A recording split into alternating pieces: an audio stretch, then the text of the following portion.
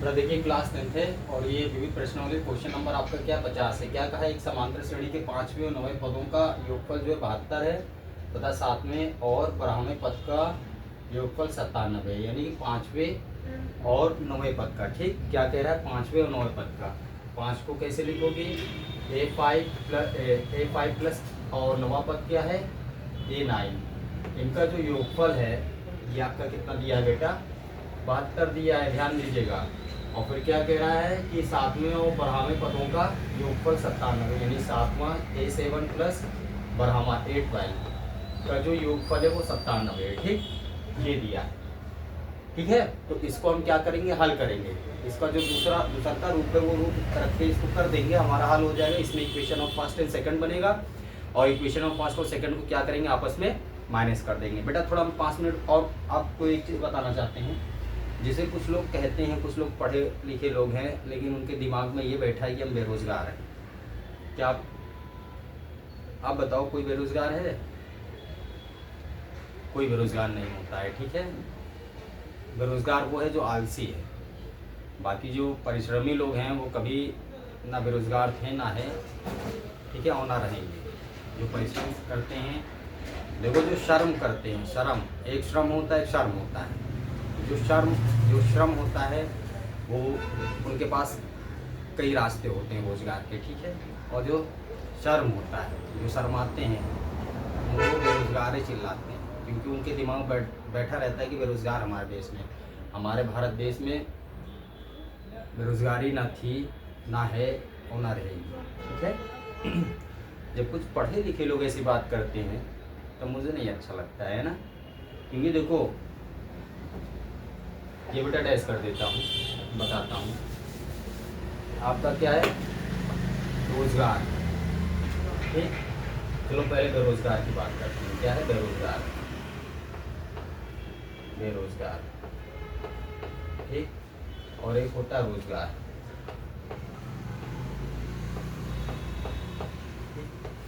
तो ये बेरोजगार, इसके देखो ये किसके लिए है, एक श्रम होता है।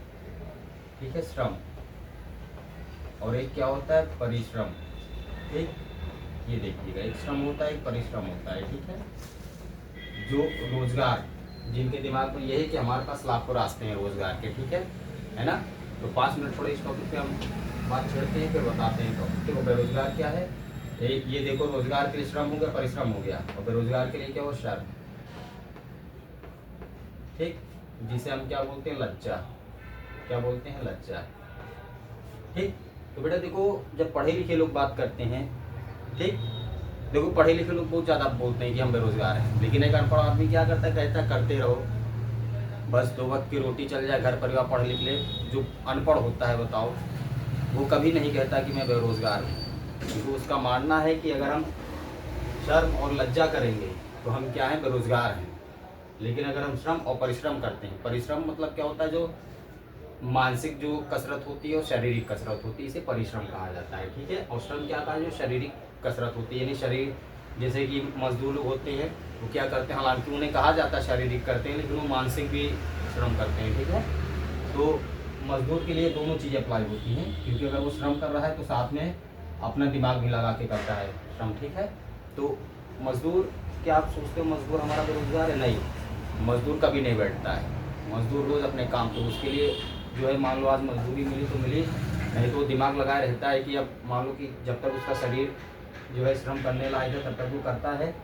ठीक है, फिर उसके बाद वो क्या दिमाग लगाए रहता है, फिर वो परिश्रम में आ जाता है, यानी शरीर को मानसिक दोनों। क्योंकि अब शरीर को मानसिक जब पे आ जाता है तब वो क्या करता है, उसका शरीर क्या होता है, शरीर जो बैलेंस होता है वो थम जाता है। नहीं तो अगर जीवन में परिश्रम करता रहे तो ज़्यादा दिन तक नहीं जीवित रह पाएगा ना। तो एक जो मजदूर होता है वो श्रम भी करता है, साथ में दिमाग भी लगाए रहता है। अब ये क्या करता है, जब ये देखता है कि हमारी शरीर कमज़ोर हो जाएगी या हम इतने वर्ष के हो गए हैं, अब हमें ये नहीं करना चाहिए, वो क्या करता है, कोई रोज़गार दिमाग में सोचता है कि मैं ये रोज़गार कर लूँ जिससे हमारे घर के बच्चे पढ़ लिख लें और आगे बढ़ जाए ना। ठीक है, तो देखो जो श्रमिक होते हैं, जिनके पास आलस नहीं है, जिनके पास लज्जा नहीं है, ठीक, तो उनके पास वो हमेशा रोज़गार ही रहते हैं। ठीक है ना। और जिनके पास शर्म और लज्जा है वो बेरोजगार रहते हैं। जैसे पढ़ लिख के तुम तुम्हारे पास पढ़ाई लिखाई है, MA ग्रेजुएट की हो है, क्योंकि ये देखो मैंने एक चीज़ आपको पहले ही बताया था, जो समाज की सेवा करते हैं कभी बेरोजगार नहीं होते, ठीक। समाज की सेवा जो करते हैं बेरोजगार नहीं होते हैं। और भारत भूमि पर या कोई भी कंट्री हो, किया गया प्रत्येक नेक कार्य क्या होता है, समाज की सेवा होती है, ठीक। एक कूड़े छानने वाला भी समाज की सेवा करता है, जानते हो। एक कूड़े जो छान के बेचता है वो भी समाज की सेवा करता है। एक चाय बेचने वाला भी समाज की सेवा करता है। एक पढ़ाने वाला भी समाज की सेवा करता है ना। एक सब्जी बेचने वाला भी समाज की सेवा करता है। तो या तो यूँ भी कहो कि अपनी आर्थिक क्रिया को स्वच्छतापूर्वक आगे बढ़ाने के लिए, ठीक है, आर्थिक क्रिया को स्वच्छतापूर्वक आगे बढ़ाने के लिए, ठीक है, भारत भूमि या कोई भी कंट्री हो पे किया गया नेक कार्य ही हमारा क्या होता है, क्या होता है जी, समाज सेवा होता है। तो मैंने आप लोगों से हमेशा कहा कि आप सामाजिक सेवा में बढ़िए। साइकिल बनाने वाला भी एक समाज की सेवा करता है, हवा भरने वाला भी एक समाज की सेवा करता है। अब बताओ, हवा भरने वाला ना रहे, आपकी गाड़ी में हवा कम हो जाए तब क्या होगा, दिक्कत होगी कि नहीं। तो बेचारा हवा भर रहा, भले 10-5 रुपये आप दे रहे हैं, लेकिन वो समाज की सेवा ही कर रहा है ना। 5 रुपये पा रहा है कि नहीं, तो वो बेरोजगार कैसे हुआ, रोजगार हुआ ना। तो भैया अगर हम ये कहेंगे हम ग्रेजुएट किए हैं, इंटर किए हैं, हम पूरी नहीं बेच सकते, आलू टमाटर नहीं बेच सकते, अरे भैया आर्थिक क्रिया को मेंटेन रखने के लिए आलू टमाटर साइकिल जो भी बनाओ, हर एक चीज़, यहाँ तक कि अगर आप मास्टर भी हो तो भी आप समाज की सेवा कर रहे हो। तो देश में आर्थिक क्रिया को की प्रमुखता को बनाए रखने के लिए, ठीक है ना, और अपने घर की क्रियात्मक विधि को आगे अग्रसर करने के लिए किया गया प्रत्येक नेक कार्य मतलब चोरी डकैती नहीं, चोरी डकैती से जो उसे रोजगार नहीं कहते हैं, ठीक है, तो वो हमारा समाज सेवा होता है। बहुत से, अगर आप इंटर किए, ग्रेजुएट किए, बीटेक किए हैं तो आप बेरोजगार नहीं है। कोई ज़रूरी नहीं सरकारी नौकरी पाओ तो क्यों सरकारी नौकरी पाने वालों को रोजगार कहा जाता है, नहीं। जिनके पास श्रम और परिश्रम ये दोनों चीज़ें हैं वो रोजगार व्यक्ति कहलाता है, ठीक है। और जिनके पास शर्म और लज्जा है वो जीवन में बेरोजगार रहेंगे भैया, उनको बैठे बैठे खाने को मिले वो तो तय करेंगे हम बेरोजगार हैं। तो भैया हमको नहीं दिखता है कि कोई बेरोजगार है, न कल था ना आज है और ना कोई बेरोजगार रहेगा, ठीक। अपने जो दिमागी कीड़ा है बेरोजगार, ये ख़त्म कर दो, है ना। क्या है, श्रम और परिश्रम, ये दोनों चीज़ें अपने अंदर निहित कर लो, ठीक है। तो रोजगार के लाखों उपाय हैं, कोई मना नहीं करता है, ठीक है, कहीं भी आप रोजगार कर सकते हो, है ना। चाय की दुकान खोल सकते हो, उससे अपने घर की स्थिति सही कर सकते हो, मजदूरी कर सकते हो जब तक कर पाओ, नहीं तो श्रम करने का मतलब मजदूरी करते करते परिश्रम भी करने लगो, है ना। यानी मानसिक सोच भी रखो हमें आगे क्या करना है। अब मान लो 30-40 साल के हो जाओ तो मजदूरी तो कर नहीं पाओगे, तो 30-40 साल जब आ जाएगा तब क्या करोगे, तब परिश्रम में आ जाओ, यानी श्रम भी करो, शारीरिक मेहनत भी करो, मानसिक मेहनत भी करो, ठीक। चाय की दुकान खोल लो, पूड़ी की दुकान खोल लो, लिट्टी चोखा की दुकान खोल लो, गिलास जो दुकान पे धोता है या गिलास बेचता है, इन सब का कार्य करो। रोजगार बहुत, बेरोजगार कोई नहीं है ना। तो बेरोजगारी कौन चिल्लाता है जी, जो घूसखोर होते हैं, काहे कि उनको घूस नहीं मिलता है ना, इसीलिए, है ना। तो बेरोजगारी कौन चिल्लाता है, जो घूसखोर होते हैं, जो भ्रष्टाचारी हैं, ये चिल्लाते हैं। बाकी अगर आप देखिए, आप खुद ही अपने दिमाग से सोचिए, अगर मैं पढ़ा रहा हूँ तो ये क्या है, एक रोज़गार चल रहा है कि नहीं। आपके पिताजी चाय की दुकान खोलें, रोज़गार हो रहा है कि नहीं। आपका भैया मुंबई कमाने जा रहा है तो कमाना भी क्या होता है, रोज़गार के अंतर्गत आर्थिक क्रिया चल रही है कि नहीं, बढ़िया मेंटेन, है ना। तो जब अंदर श्रम और परिश्रम दो चीज़ आ जाए, ये दो कीड़ों को अपने दिमाग में रख लो। अब मान लो जैसे आपको पढ़ाई करनी है, कोई दिक्कत नहीं, घर पे लोग नहीं पढ़ा पा रहे हैं, मेहनत से पढ़िए। बहुत बच्चे ऐसे हैं कि अपना क्या करते हैं, कार्य करते रहते हैं, कार्य करने के साथ साथ पढ़ाई भी करते रहते हैं। सरकार ने भी जो है आदेश दिया भाई, अगर वो रेगुलर स्कूल नहीं जाता है, कारण क्या है कि रेगुलर स्कूल अगर जाएगा तो स्थिति गड़बड़ हो जाएगी, तो भाई उसको स्थिति संभालने के लिए कोई रोज़गार चाहिए। तो बेचारा काम कर रहा है, जब वो काम करके पढ़ाई कर रहा है तो कोई मना नहीं, सबकी अपनी अलग अलग स्थिति होती है, शिक्षा प्राप्त करने के कई रास्ते होते हैं, है ना। और ठीक है, तो आप बेरोज़गार नहीं हैं। बेरोजगार कौन है, जो भ्रष्टाचारी है, काहे कि इनको क्या नहीं मिल रहा है, रुपया नहीं मिल रहा है, तो बेरोजगारी चिल्लाए करेंगे, बेरोजगारी चिल्लाएंगे, वो जो आपको मिलना चाहिए वो उनके खाते में अकाउंट में ट्रांसफ़र हो जाता है ना। तो आप सभी के पास रोजगार के हज़ारों रास्ते हैं, रोजगार करिए, आगे बढ़िए, शिक्षा का माहौल बढ़ाइए, ठीक है। और जो शिक्षित लोग बेरोजगारी करते हैं वो पक्का भ्रष्टाचारी होते हैं, उनको लठियाना चाहिए। बेरोजगारी नहीं है, सब रोजगार है ना। चलो हम टॉपिक खत्म करते हैं। आप अपने अंदर क्या करिए अपने आप को रोजगार व्यक्ति मानिए, यानी श्रम और परिश्रम, लज्जा हटा दीजिए शर्माने की। आलू टमाटर बेचिए, चाय की दुकान खोलिए, पानी पूरी बेचिए, ये सब सामाजिक सेवा है, इसे समाज की सेवा बोलते हैं ना। कोई काम छोटा बड़ा नहीं होता है, ठीक है ना। अगर पानी पूरी बेच रहे हैं तो हम क्या करें, लोग की जो मानसिक खुशी है, भाव, हृदय के जो भाव हैं, आज हमें पानी पूरी खाना है, तो बेचने वाला आया खाया, तो आपका हृदय का एक भाव हुआ, एक मानसिक सोच हुई, आज हमें पानी पूरी खाना है, तो आप उसकी पूर्ति कर रहे हो ना पानी पूरी बेच के। तो ये समाज की सबसे बड़ी सेवा होती है ना। तो लज्जा किसी चीज़ में नहीं करना है, बस समाज की सेवा के अंतर्गत आए। चोरी डकैती भैया नहीं आती है ना, चोरी डकैती नहीं आती।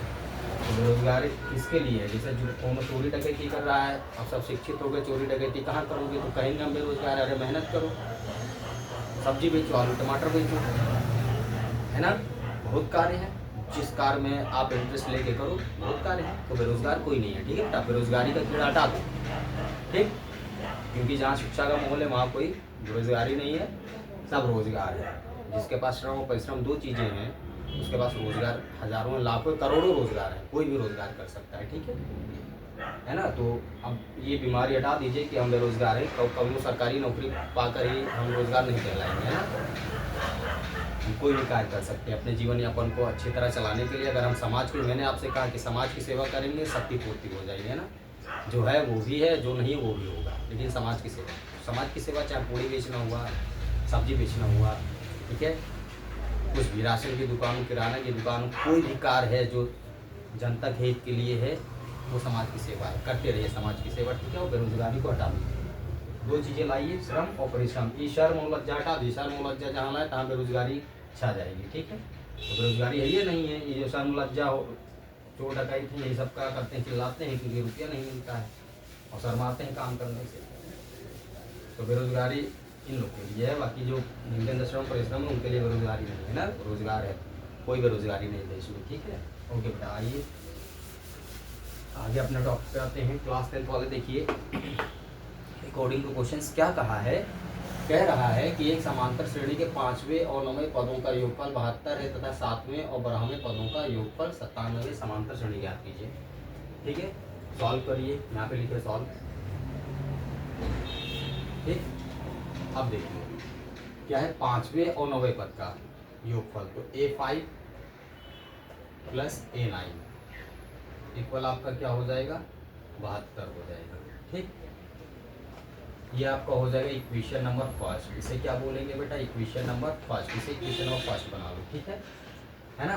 तो इनका योग कर दो। इसका दूसरा का रूप क्या है जी, दूसरा का रूप हो जाएगा A प्लस क्या हो जाएगा बेटा 4D, 5 है तो 4D हो जाएगा, प्लस का साइन है, साइन लगाओ। A प्लस 9D तो क्या हो जाएगा, A प्लस 8D हो जाएगा, इक्वल में आपका 72 हो जाएगा, ठीक। अब देखो A दो बार आया है, 2A हो जाएगा, प्लस 4D और 8D क्या हो जाएगा, 12D इक्वल 72, ठीक है।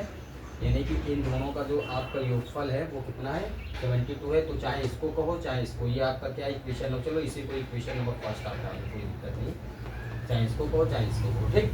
तो इसको हम डैश कर देते हैं, ये आपके लिए बेटर पड़ेगा, है ना। आप चाहे इसको कहो चाहे इसको कहो, दोनों एक ही है, ठीक है। अब देखिए एंड इक्वेशन नंबर सेकेंड में और क्या कह रहा है, क्या कह रहा है कि 7वें और 12वें पद का योगफल 97। 7वां पद यानी कि A प्लस क्या हो जाएगा, A प्लस 6D इक्वल 12, यानी कि A 7वां पद क्या हो जाएगा, A प्लस 60 हो जाएगा, है ना। 7वां पद क्या हो जाएगा, A प्लस 60। अच्छा चलो इस तरह करो, है ना, हमने डायरेक्ट कर दिया था। क्या कह रहा है कि 7वां पद यानी A7 और प्लस A12, इन दोनों का जो पद है वो कितना है, 97 है ना बेटा, ध्यान दीजिए 97 है। तो A7 का दूसरा रूप क्या हो जाएगा जी, A प्लस 6D हो जाएगा, क्या हो जाएगा बेटा, A प्लस 6D हो जाएगा, ठीक। तो ये क्या हो जाएगा, सेकंड रूप इसका A प्लस 6D हो गया, ठीक। प्लस का साइन है, प्लस लगाइए। 812 का क्या हो जाएगा, A प्लस 11D हो जाएगा, क्या हो जाएगा, A प्लस 11D, ठीक। इक्वल आपका क्या लिया, 97 को देखो इसका जो होता है क्या हो जाएगा, 8 12 है तो a प्लस 11d हो जाएगा, 7 का a प्लस 6, दोनों के बीच में प्लस का साइन लगा दीजिए। ठीक है, देखो 2a कितनी बार आया, 2 बार आया, 2a हो जाएगा प्लस ये 6d हो गया, 11d हो गया है ना, तो क्या हो जाएगा 17d इक्वल 97 है ना। ये इसको लिख लो, आपका जगह नहीं था, ये आपका इक्वेशन नंबर सेकंड हो जाएगा। क्या हो जाएगा, इक्वेशन नंबर सेकंड हो गया। ठीक, ये आपका क्या होगा, इक्वेशन नंबर सेकंड हो गया। ठीक है बेटा, अब क्या करते हैं, फर्स्ट एंड सेकंड को आपस में क्या कर देते हैं, माइनस कर देते हैं। इक्वेशन ऑफ फर्स्ट और सेकंड को आपस में क्या कर देते हैं, माइनस कर देते हैं। ठीक है, इसको नोट कर लीजिए, फिर मैं बताता हूँ आगे क्या होता है, कंटिन्यू रहिएगा। ठीक है ना। अब क्या करेंगे, इक्वेशन ऑफ फर्स्ट और सेकंड को हम क्या कर देंगे, माइनस कर देंगे। ठीक है, अब आ जाइए बेटा, इसको डैश कर देता हूँ, इक्वेशन ऐसे लिखे रहने दीजिए। ठीक है, क्योंकि इनको हमें क्या करना है, माइनस करना है। ठीक, रिमेम्बरिंग करिए, इनको स्टॉप हमने किया, आप इसके बाद कंटिन्यू हो जाइएगा। ठीक है, आप इसके बाद क्या हो जाएगा, कंटिन्यू हो जाइएगा इधर। ठीक है ना। अब क्या कह रहा है जी, देखिए क्या लिखो, सब्ट्रैक्ट, क्या लिखोगे, subtract from equation number first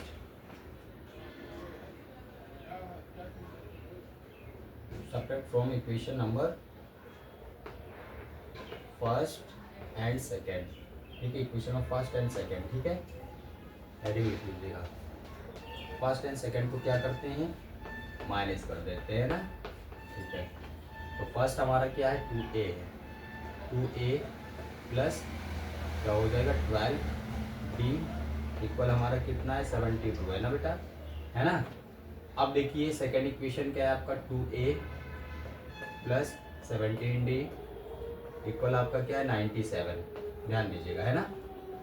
ठीक है, अब ये हमने नोट कर लिया, ऐसे नोट रहने दो, इन दोनों को हम क्या करते हैं, डैश कर देते हैं, क्योंकि हमको इक्वेशन रिमेम्बरिंग के लिए ज़रूरी था, इसीलिए उनको ऐसे ही रहने दिया था हमने। ठीक है, अब देखिए क्या करते हैं, इनको माइनस करते हैं, माइनस ये प्लस का साइन, ये भी माइनस माइनस। अब देखो ये 2a और माइनस का 2a कट गया, अब प्लस का 12 माइनस का क्या है 17d है, तो माइनस के 17d में से ये देखो प्लस माइनस माइनस हो जाएगा, तो 17d में से 12 को माइनस कर दिया है, निकाल दिया, प्लस 12 को हमने क्या कर दिया, निकाल दिया, तो ये माइनस का 5d यहाँ पे आपका रिमेंस हो जाएगा, शेष बच जाएगा। ठीक, अब देखिए 97 72 है, तो 97 में से जाएगा, तो जो भी बचेगा 97 का बचेगा। तो जब 97 का बचेगा तो 97 आपका ऑलरेडी माइनस में है, माइनस के साइन के साथ में, तो वो माइनस का साइन भी बचेगा साथ में। ठीक, तो देखिए क्या करते हैं, ये हमारा क्या है 7 माइनस 2 क्या हो जाएगा, 5 हो जाएगा, और 9 माइनस 7 क्या हो जाएगा, 2 हो जाएगा माइनस का। ठीक, ये माइनस का 25 हो जाएगा, माइनस कर लीजिएगा, इसमें से इसको माइनस करिएगा। ठीक, देखिए माइनस माइनस कट हो गए, क्या आपका रिमेंस को 5d इक्वल 25 है ना।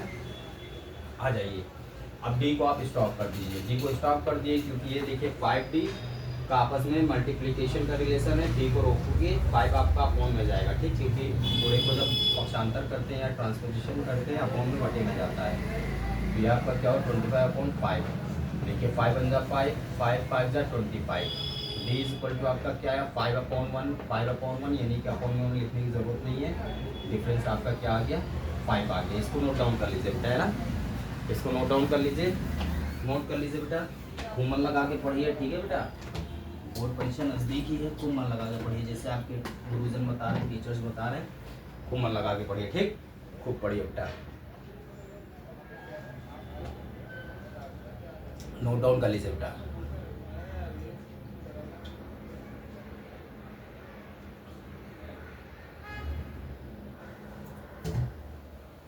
अब देखिए आगे क्या करते हैं, अब d की वैल्यू हम क्या करेंगे, क्योंकि समांतर श्रेणी में ज्ञात करनी है, d की वैल्यू क्या करेंगे, चाहे इक्वेशन ऑफ फर्स्ट में रखिए चाहे सेकंड में रखिए, आपकी a की वैल्यू आ जाएगी, क्योंकि डिफरेंस हमारा क्या आ गया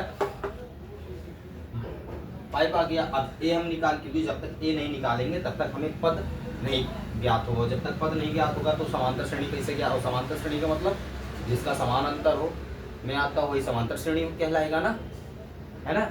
ठीक, अब देखिए हम क्या करते हैं, d की वैल्यू को रोक देते हैं ना, d की वैल्यू को हम क्या कर रहे हैं, रोक दे रहे हैं। ठीक, और यहाँ पे इक्वेशन नंबर फर्स्ट को, क्योंकि चाहे फर्स्ट में रखिए आप पे डिपेंड है, मैं फर्स्ट में रख रहा हूँ, आप सेकंड में रखिए, चाहे जिसमें रखिए, ठीक है। या फर्स्ट में रखिए सेकंड में, तो मैं फर्स्ट में रख रहा हूँ इसमें, ठीक है।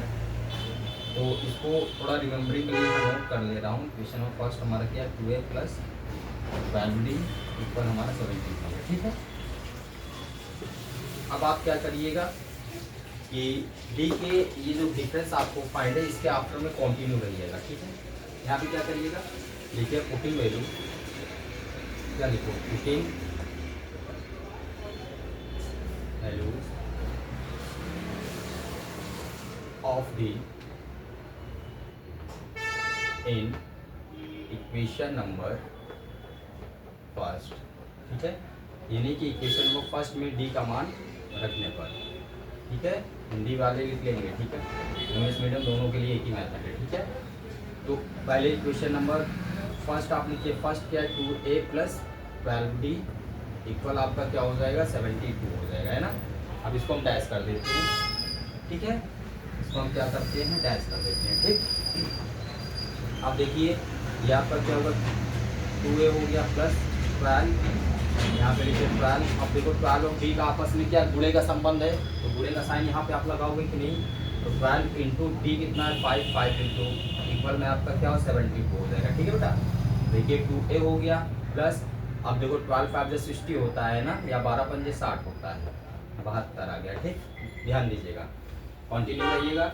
अब 60 को इधर भेज देते हैं, 60 हमारा इधर प्लस में, उधर पक्षांतर कर देंगे, क्या हो जाएगा, माइनस में हो जाएगा। तो 2a इक्वल टू हमारा कितना हो जाएगा, 72 माइनस 60, है ना, ठीक है। 72 माइनस क्या हो जाएगा, 60 हो जाएगा, ठीक। तो ये हमारा क्या हो गया, 2a हो गया इक्वल, आप देखिएगा। अब देखिए 72 माइनस 60 या 72 माइनस 60 आपका क्या रिमेंस होगा, 12। a को रोकिए, 2 हमारा अपॉन में जाएगा, क्योंकि 2 यहाँ पे क्या गुणे में है, गुणे का पक्षांतर करते हैं, बटे में जाता है या अपॉन में, तो ये आपका 2 हो जाएगा, है ना। देखो 2 1 जा 2, 2 6 जा 12, ठीक। इसको नोट करिए, ठीक है, 12 हो गया। अब देखिए हम क्या करते हैं, ध्यान से देखिएगा, आपका क्या है, रिमेंस पर 6 अपॉन में 1, 6 अपॉन में 1, अपॉन में 1 लिखने की जरूरत नहीं होती। ये a आपका क्या आ गया 6, यानी कि a होता है प्रथम पद, ठीक। ध्यान दीजिएगा, a जब आपका क्या है 6 आ गया, अब समांतर श्रेणी हमारा प्रथम पद क्या मिल गया, a, और अंतर कितने का था, डिफरेंस 5, तो 5 5 का अंतर हो, तो पहला a1 हमारा 6 हो जाएगा, a2 जब आएगा तो 5 का अंतर होगा तो 11 हो जाएगा कि नहीं। अब 11 से फिर ऐसा कोई अंक लो जिसमें 5 का अंतर हो, तो 16 हो जाएगा, है ना, ठीक। चलिए ये हो गया, ठीक। इसको नोट डाउन कर लीजिए। अब देखिए हम क्या करते हैं, जो डिफरेंस है, अब देखो हमारा हमें क्या प्रथम पद निकालना है, ठीक है।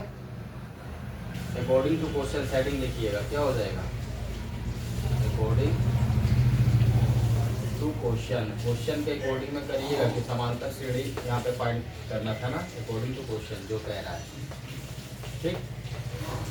तो श्रेणी देखो कैसे हम यहाँ पे ज्ञात करते हैं, ध्यान दीजिएगा, ठीक। प्रथम पद अगर हम निकाल रहे हैं, यानी प्रथम पद निकाल रहे हैं, तो प्रथम पद के लिए हम क्या करेंगे, a प्लस डी रखते हैं, है ना। क्या लिखेंगे, a प्लस डी, क्या लिखेंगे, a प्लस डी, ठीक। तो a हमारा क्या हो जाएगा, यानी प्रथम पद a1 हो जाएगा, तो a हमारा क्या है जी, a हमारा 6 है ना। प्रथम पद हमारा क्या है, 1 मिनट, ये a1 के लिए हमारा a आएगा, ठीक है बेटा। a1 के लिए हमारा क्या आएगा, a, तो प्रथम पद हमारा क्या हो जाएगा, 6 हो जाएगा, ठीक। प्रथम पद के लिए हमारा क्या हो जाएगा, देखो a1 हमारा a होता है, या इसमें d नहीं लगेगा, ठीक है, क्योंकि a हमको 6 मिला ही है, ठीक है। अब देखिए एंड, यहाँ पे लिखिए कंटिन्यू रहिएगा इसके आगे, ठीक है, एंड, ठीक। अब यहाँ पे हम क्या लिखते हैं, ध्यान दीजिएगा, ये हमारा ये आ गया, अब इसमें हमारा डिफरेंस कितना आया, a हमारा कितना हो गया, 6 हो गया, ठीक। ध्यान दीजिएगा, a2 हमारा क्या हो जाएगा, ऐसे a2 हमारा क्या हो जाएगा, a प्लस डी हो जाएगा, है ना।